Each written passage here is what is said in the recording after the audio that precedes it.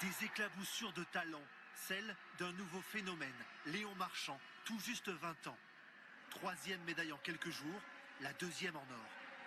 Ce soir, sur le 200 mètres 4 nages, Léon Marchand a fait admirer sa polyvalence. Dans l'ordre, papillon, dos, brasse et nage libre.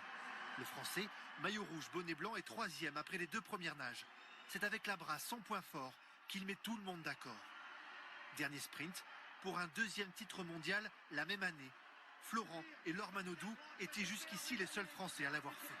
Champion du monde du 224 nages, immense champion. Moi après le 100 mètres, il me reste encore beaucoup d'énergie. C'est ce que je fais en général, du coup ça me permet d'être fort en brasse. C'est là où je prends de l'avance sur les autres et puis le crawl après, il faut juste toucher le mur rapidement. L'eau, son élément, depuis ses premières compétitions à l'âge de 9 ans, chez lui, à Toulouse. Léon Marchand suit les traces de ses parents, anciens nageurs de l'équipe de France. Il bat même les records de son papa Xavier, vice-champion du monde en 1998. J'avoue que j'étais plutôt fier quand j'ai battu le temps de mon père. C'était une petite réussite personnelle.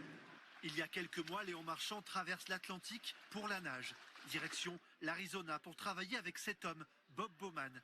C'est lui qui a façonné Michael Phelps, le plus grand nageur de l'histoire, 23 titres olympiques. Aux États-Unis, le nom de Léon Marchand résonne déjà avec celui des plus grands.